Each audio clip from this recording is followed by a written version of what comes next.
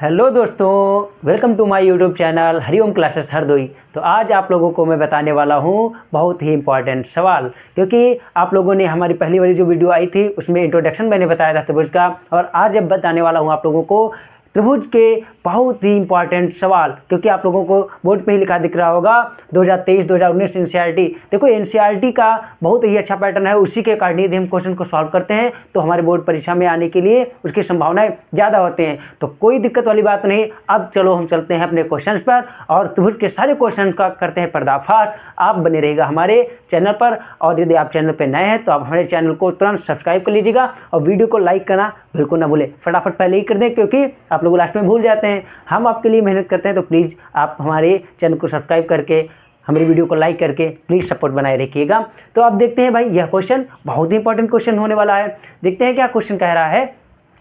यदि त्रिभुज एबीसी में यदि AB जो भुजा है वह कितनी है, AB जो भुजा है उसकी वैल्यू दे रखी है 6√3 सेंटीमीटर। फिर AC जो भुजा है उसकी वैल्यू कितनी दे रखी है 12 सेंटीमीटर, तथा BC जो भुजा है उसकी वैल्यू कितनी दे रखी है 6 सेंटीमीटर। तो एंगल B का मान बताना है। चलो भाई हम क्या करते हैं, सबसे पहले सॉल्व करते हैं। और इसका कैसे सॉल्व करते हैं यहाँ पे देखते हैं भाई।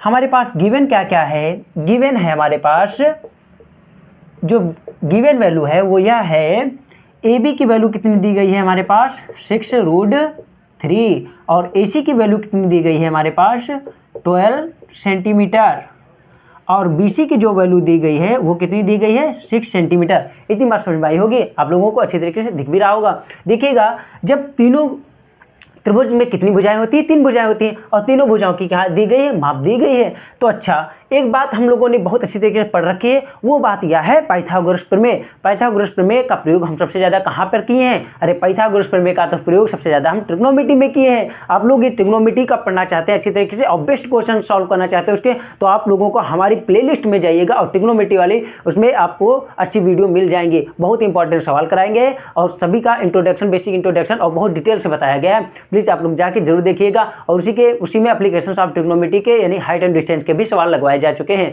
आप लोगों का। जब मैं पढ़ा रहा हूँ त्रिभुज, देखिएगा इसमें पाइथागोरस प्रमेय जो होती है, पाइथागोरस प्रमेय क्या कहती है कि एक त्रिभुज की सबसे बड़ी भुजा का स्क्वायर, जो बची हुई दो भुजाओं हैं उनके स्क्वायर का वर्गों का योग, मतलब उनके यानी वर्गों का योग करके उनके किसके बराबर होता है, वर्गों के योग के बराबर होता है। अर्थात हम ऐसे कह सकते हैं के स्क्वायर बराबर होता है, के स्क्वायर बराबर क्या था, L का स्क्वायर प्लस A का स्क्वायर, यानी त्रिभुज की बड़ी भुजा का स्क्वायर, त्रिभुज की सबसे बड़ी भुजा का स्क्वायर, और तब बची हुई दो भुजाओं के वर्गों का योग किसके बराबर होता है, त्रिभुज की बड़ी भुजा के स्क्वायर के बराबर होता है। तो सबसे बड़ी भुजा कौन सी है, सबसे बड़ी भुजा का मान है AC की वैल्यू कितनी दी गई है, AC की वैल्यू भाई दी गई है 12। तो हम क्या कर लेंगे, 12 का स्क्वायर कर लेंगे। देखते हैं फिर L और A, इसमें से कोई भी हम मान सकते हैं। L की जगह पे क्या लिख लेंगे 6√3, क्योंकि ऑलरेडी दोनों पॉजिटिव में ही है, तो हम यहाँ पे क्या कर लेंगे 6√3, L की मान हमने कर लिया, और आधार की जगह पे हम क्या रख लेंगे भाई, यानी कि 6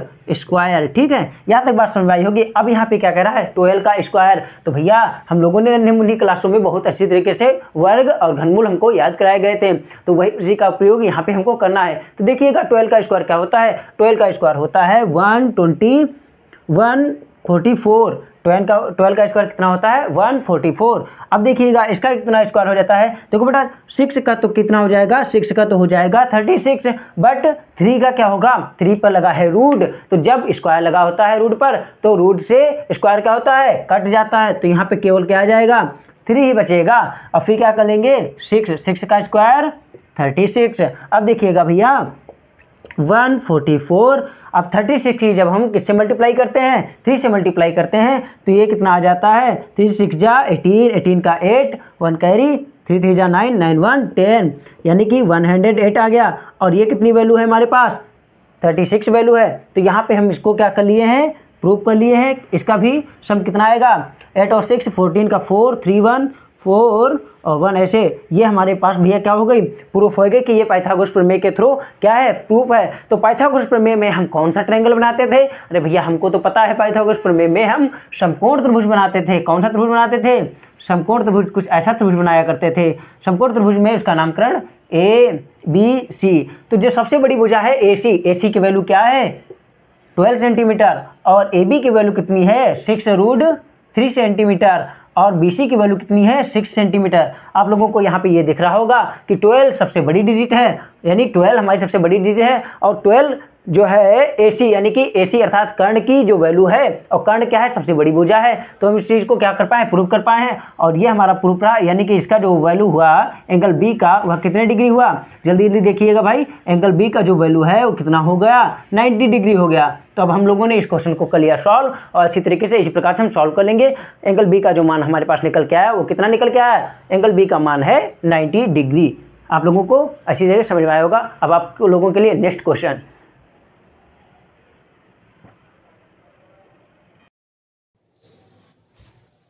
तो दोस्तों आ गया हमारा नेक्स्ट क्वेश्चन और इस क्वेश्चन में हम देखते हैं इसमें क्या है। ये भी बहुत इंपॉर्टेंट क्वेश्चन है और इसमें पूछ रहा है दी गई आकृति में एंगल एम एल एन का मान है। भाई हमें एंगल एल का मान बताना है, कोई दिक्कत वाली बात नहीं, बहुत सरल सवाल है और बहुत अच्छी तरीके से लग भी जाएगा। देखते हैं भाई सॉल्व करते हैं इसको किस प्रकार से सॉल्व होगा। इसमें जो दी गई है वैल्यू इनकी दी गई है, जो इनकी त्रिभुज की साइड्स है उनकी वैल्यू हमारे पास दी गई है और इसमें देखते हैं सबसे पहले एंगल बी का मान दिया गया है, एंगल सी का मान दिया गया है। सबसे पहले हम त्रिभुज इसमें यही वाला ले लेते हैं, त्रिभुज ए बी सी में सबसे पहले कौन सा त्रिभुज ले लेंगे ए बी सी में। ठीक है, देखते हैं हम क्या करते हैं। त्रिभुज के तीनों कोणों का योग क्या होता है, त्रिभुज के तीनों कोणों का योग होता है 180 डिग्री। हमें पता है कि त्रिभुज के तीनों कोणों का योग कितना होता है 180 डिग्री होता है। तो angle A plus angle B plus angle C बराबर कितना हो जाएगा 180 degree. Angle A angle B angle C यानी तीनों त्रिभुज का योग, तीनों त्रिभुज के तीनों कोणों का योग कितना हो जाता है 180 डिग्री हो जाता है दोस्तों। तो अब देखते हैं एंगल ए की वैल्यू जो है हमारे पास नहीं है, एंगल ए की वैल्यू हमारे पास नहीं है, तो एंगल बी की वैल्यू तो दी गई है। बताइए भाई एंगल बी की वैल्यू कितनी है, एंगल बी की वैल्यू है 50 डिग्री। ठीक है, उसके बाद देखिएगा एंगल जो सी है, एंगल सी की जो वैल्यू दी गई है वो है 70 डिग्री। भाई देखते हैं फिर 180 बेटा हो गया हमारे पास, ये क्या हो गया टोटल इसकी जो वैल्यू होती है इसका सम होता है जो। अब एंगल ए की जो वैल्यू हमको निकालना रहेगा, कैसे निकालेंगे 180 कर देंगे माइनस कर देंगे, यहाँ पे प्लस हो जाएंगे ये दोनों, इसको इधर ले आएंगे तो माइनस हो जाएंगे, इसका जो सम होगा ये इतना हो जाएगा। ठीक है 180 डिग्री। अब एंगल ए की जो वैल्यू हम निकाले हैं वो कैसे निकाले हैं 180 माइनस 120 यानी कि 60 डिग्री। हमें पता चल गया कि एंगल ए की जो वैल्यू है वो कितनी है 160 डिग्री है। अच्छा, हम लोगों ने जो अभी आप लोगों को इंट्रोडक्शन में बताया होगा आधारभूत अनुपात समानुपातिकता का प्रमेय जो है उसमें क्या होता है, देखते हैं इसमें जो ये एक दूसरे की भुजाएं होती हैं, आधारभूत समानुपातिकता प्रमेय यह होती है कि किन्हीं दो भुजों की संगत भुजाओं का अनुपात क्या होता है बराबर होता है। देखते हैं किस प्रकार से, दो त्रिभुज कौन कौन से होंगे ए बी सी तथा त्रिभुज कौन सा है हमारे पास एल एम एन, इनके संगत भुजाएं कौन कौन सी हैं, ए बी रेशियो कितना है L M, A B ratio कितना है एल एम है। अभी हम लोग चेक करने वाले हैं कि ये संगत भुजाएं इनका समानुपात बराबर है या नहीं है। देख लेते हैं ए बी जो है वो एल एम हो गया और फिर देख लेते हैं फिर ए सी जो है ए सी, इधर की ए सी है तो इधर की क्या हो जाएगी एल एन। चलो भाई ये भी कर लिया। और इधर कितना है बी सी है तो ये बी सी रेशियो कितना हो जाएगा एम और एन हो जाएगा।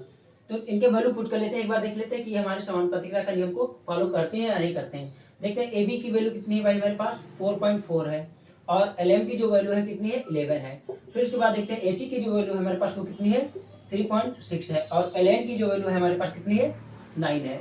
ऐसे यहाँ पे हम देख लेते हैं बी सी की जो वैल्यू है हमारे पास कितनी है 4 और एम एन की जो वैल्यू है हमारे पास कितनी है 10 है। तो यहाँ से पॉइंट हटाएंगे, जीरो बढ़ाएंगे, 11 4 जा 11 10 जा यानी 4.10 हो गया ये वाला, और इसका पॉइंट हटाएंगे जीरो बढ़ाएंगे 9 4 जा 9 10 जा और ऑलरेडी। तो भैया ये क्या कर रहा है फॉलो कर रहा है, ये क्या कर रहा है फॉलो कर रहा है, यानी कि ये जो एंगल होंगे एक दूसरे के क्या होंगे समरूप होंगे। ट्रायंगल ए बी सी जो होंगे ये क्या है एक दूसरे के समरूप हैं, triangle M L L M N. तो जब ये समरूप है अर्थात समरूपता का नियम फॉलो करते हैं, समरूपता की कसौटी को वो करते हैं फॉलो करते हैं, तो इसमें ये जो इनकी जो भुजाओं का अनुपात है वह भी सेम है। तो इसमें जो एंगल होगा वह एंगल किसके एंगल बी ए सी जो होगा वो बराबर होगा एंगल किसके एम एल एन के, एम एल एन के। तो बी ए सी की वैल्यू जो है हमारे पास कितनी है 60 डिग्री है, अर्थात जो हमारे एंगल एल की वैल्यू होगी वो कितनी हो जाएगी 60 डिग्री ही होगी। हमने इस क्वेश्चन को अच्छी तरीके से सॉल्व करा है, उम्मीद है आप लोगों को अच्छी तरीके से समझ में आया होगा और आप लोगों को अब मिलने वाला है नेक्स्ट क्वेश्चन।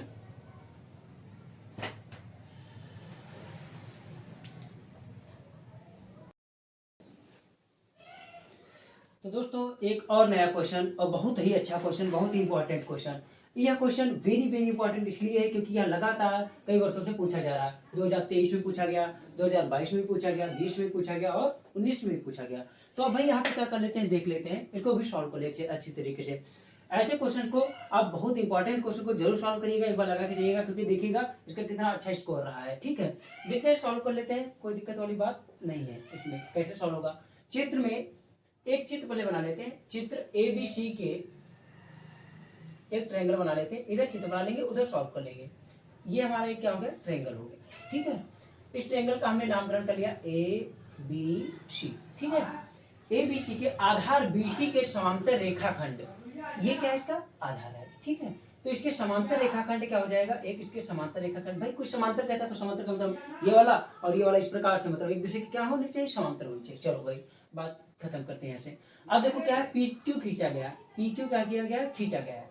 ये क्या हो गया, हमारा एक रेखाखंड हो गया PQ, जो कि जैसा क्वेश्चन बता रहा था वैसा हमने फिगर अपना बना लिया। फिर हमें गिवन क्या है, एक चीज और गिवन है, गिवन है हमारे पास, क्या गिवन है भाई, PQ जो है, PQ रेशियो क्या है BC, वो कितना दिया गया है, 1:3 दिया गया है, 1:3 दिया गया है। इतनी बात हमको समझ आ गई। ठीक है, अब हमसे जो पूछ रहा है वो कह रहा है कि आप बताइएगा कि AP जो है, AP और PB का अनुपात क्या होगा। यानी कि हमसे जो पूछ रहा है वो AP रेशियो PB का अनुपात पूछ रहा है भाई। चलो सॉल्व करते हैं अच्छी तरीके, देखते हैं। ये जो है ट्रायंगल और ये ट्रायंगल एक दूसरे में कैसे हैं, ये समरूप है या नहीं, पहले इस चीज का पता करते हैं। देखिएगा, जो एंगल यहाँ पे B है, यहाँ पे जो एंगल B है, ऐसा कह सकते हैं एंगल ABC बराबर है एंगल किसके, एंगल APQ के। कैसे बराबर है, जब कोई हम एक इंक्लाइन लाइन खींचते हैं जो जिसका झुकाव फिक्स होता है, और उसके थ्रू जब हम कोई भी स्ट्रेट लाइन खींचते चले जाते हैं ऐसे ऐसे, तो वो एंगल क्या होते हैं, एक दूसरे के वो एंगल जो होते हैं सेम ही एंगल होते हैं। वो कैसे एंगल होते हैं, सेम ही एंगल होते हैं इस कोण के। ठीक है, इस पॉइंट के। तो यहाँ पे हम क्या कर लेते हैं भाई, इस प्रकार से इसको हटा देते हैं। अब यहाँ पे ये वाली जो एंगल है, ये वाला एंगल इसके बराबर है। ठीक इसी प्रकार से देख लेते हैं, ठीक इसी प्रकार से देखते हैं। इधर का जो है हमारा एंगल ACB जो है किसके बराबर है, एंगल AQP के। यानी कि हमने यहाँ पे देखा कि ये वाला जो एंगल है इसके बराबर है और ये वाला एंगल इसके बराबर है। ठीक है, एंगल यह इसमें जो एक कसौटी बनी जाके, वह कौन सी कसौटी बनी जाके, वह ए समरूपता की कसौटी के अकॉर्डिंग की कसौटी से, यहाँ पे कौन सी कसौटी लगी भाई, कोण समरूपता की कसौटी से, क्योंकि ये दोनों क्या थे, ये दोनों एक दूसरे के क्या थे, पैरेलल थे। जो भी भाई PQ जो है तुम्हारा किसके पैरेलल है, PQ जो पैरेलल है हमारा BC के पैरेलल है। तो हमने जब एंगल की गणना की तो उसमें देखा कि ये दोनों एंगल जो है एक दूसरे के क्या है, बराबर है। यानी कि एंगल की समरूपता की कसौटी फॉलो की यहाँ पे। अच्छा, हमें ये पता हो जाता है जब वो एक दूसरे के समरूप होते हैं। तो यहाँ पे कौन कौन से एंगल समरूप हो, ट्रायंगल समरूप हो गए। यहाँ पे भी ट्रायंगल जो है आपका APQ जो है किसके समरूप हो गया, ट्रायंगल ABC इसके क्या हो गया, समरूप हो गया। जब समरूप हो जाता है, समरूपता की कसौटी को फॉलो कर लेता है, तो हमें यह पता है कि दो त्रिभुजों के उनकी संगत भुजाओं का अनुपात भी क्या होता है, इक्वल में रहता है। तो जो इसका संगत भुजाओं का अनुपात होगा वो कुछ इस प्रकार से होगा, AP जो होगा वो किसके बराबर अपान में होगा, AB के। और भाई इधर का देख लेते हैं, जो ये रहता है AP का इस प्रकार से हो गया, और ये जो हमारे पास दे रखा है तीसरी भुजा के क्या होता है, समानांतर होगा। तो PQ जो है BC का रेशियो इस प्रकार से हो जाएगा। अब देखिएगा यहाँ पे क्या है हमारे पास, यहाँ पे जो वैल्यू है हमारे पास PQ और BC की जो वैल्यू दी गई है, कितनी दी गई, 1/3 वैल्यू इसकी पता है हमको। तो AP बराबर क्या हो गया हमारे पास, AP बराबर जो AB की वैल्यू हम यहाँ पे क्या लिख सकते हैं, AB को भाई हम दो टुकड़ों में तोड़ सकते हैं। AB को हम क्या क्या लिख सकते हैं, AB को हम यहाँ पे लिख सकते हैं AP प्लस PB लिख सकते हैं, AP प्लस PB लिख सकते हैं।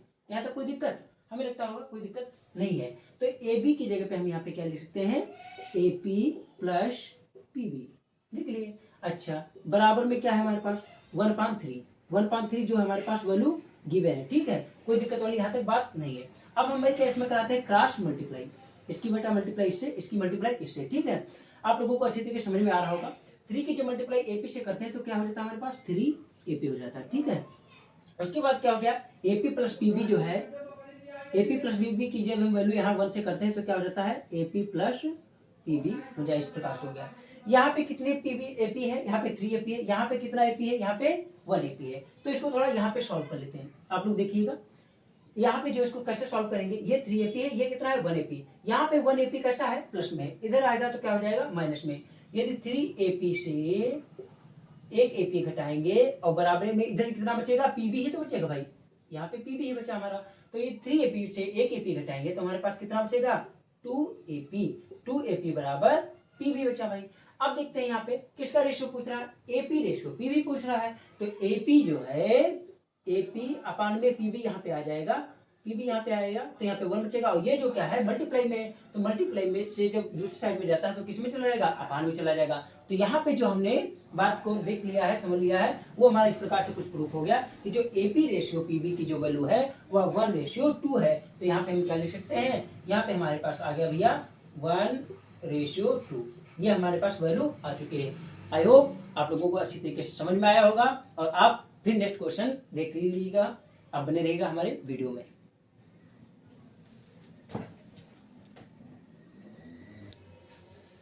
हेलो दोस्तों, यह हमारा एक इंपॉर्टेंट सवाल और आ गया, देखिएगा इस सवाल क्या कह रहा है। यह सवाल है, दिए गए चित्र में ABC के आधार BC के समांतर रेखाखंड DE खींचा गया है। तो सबसे पहले इसमें क्या करेंगे, फिगर बनाएंगे। फिगर हमारा कैसे बनेगा, कुछ इस प्रकार से। ये क्या है हमारा भाई, ये वैल्यू है इसकी ABC, ये हमारा क्या होगा, एक त्रिभुज हो गया, इसके आधार BC, क्या कह रहा है, आधार BC के समांतर, समांतर कुछ इस प्रकार से होगा भाई, आधार BC के समांतर, ये समांतर हो गया, रेखाखंड DE, इसका नामकरण क्या हो गया, D और E खींचा गया। यदि DB की जो वैल्यू है 7.2 सेंटीमीटर है, AE की जो वैल्यू है कितना हो गया 1.8 सेंटीमीटर है, इसको क्या कर लेते 1.8 सेंटीमीटर, और EC की जो वैल्यू है 5.4 सेंटीमीटर है, तो AD का मान होगा, आराम से निकाल लेंगे भाई, देखते हैं क्या होगा किस प्रकार से। इस वैल्यू को यहाँ पे लिख लेते हैं। DB की जो वैल्यू है हमारे पास कितना है 7.2 सेंटीमीटर है, और AE की जो वैल्यू है वो कितना है 1.8 सेंटीमीटर है, EC की जो वैल्यू है वो कितना है 5.4 सेंटीमीटर है। AD की वैल्यू हमको निकालना है, ठीक है, कोई दिक्कत वाली बात नहीं, बहुत अच्छे तरीके से सॉल्व करेंगे, ठीक है। इसको क्या है, इसमें देखो दिया गया है, ये जो DE है वो किसके पैरेलल है, DE जो पैरेलल है किसके बेटा, वो है BC के, ठीक है। तो DE जब पैरेलल है BC के, तो इसमें आधारभूत समानुपातिकता की प्रमेय के अकॉर्डिंग, आधारभूत समानुपातिकता की प्रमेय के अनुसार क्या हो जाएगा, AD अपान DB, जैसे इधर का हो जाएगा AE अपान EC, ये किसके अकॉर्डिंग है, ये आधारभूत समानुपातिकता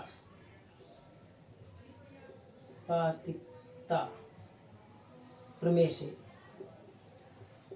देखो ज्योमेट्री में जो होता है प्रमेय का बहुत बड़ा रोल रहता है, हमें प्रमेय के बारे में बहुत अच्छे तरीके से पता होना चाहिए, कौन सी प्रमेय कहाँ पर अप्लाई होती है, किसके अकॉर्डिंग कौन सा रेखाखंड किसे समांतर हो जाता है, किसके अकॉर्डिंग ये हमारा आधारभूत समानुपातिकता प्रमेय कैसे लगती है, ठीक है। इन चीज़ों को, और यदि आप लोगों को ये चीज़ें अभी भी डाउट में हो तो आप लोग हमारे इंट्रोडक्शन वाली वीडियो देख सकते हैं, अच्छी तरीके से हमने समझा भी रखा है। आप लोग देखिएगा इसमें क्या है, AD क्या है, AD अपान DB हो गया, और AE अपान EC हो गया। चलो इनकी भाई वैल्यू हम पुट करते हैं, वैल्यू पुट करते हैं, देखते हैं इसमें क्या हो जाएगा। AD की वैल्यू हमारे पास नहीं गिवन है, चलो लिखा रहेगा कोई बात नहीं।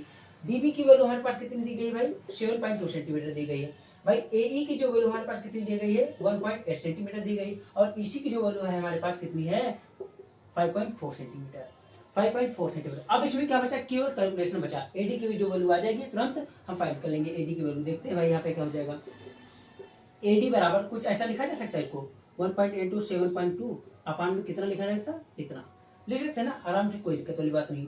यहाँ से पॉइंट बेटा इसको रिमूव कर दिए, यहाँ से इसका पॉइंट रिमूव कर दिए, 18 बजा 18 3 जा 54, ठीक है, 18 3 जा 54। अब इसको 3 से बेटा क्या काट लेते हैं 7.2 को काट लेते हैं, तो 3 2 जा 6, यहाँ पे 1 बचा 12 हो गया, तो 3 4 जा 12, यानी कि जो AD की वैल्यू हमारे पास निकल के आई, AD बराबर क्या हो गया, AD बराबर यहाँ पे हम देख सकते हैं भाई, AD बराबर 2.4 सेंटीमीटर।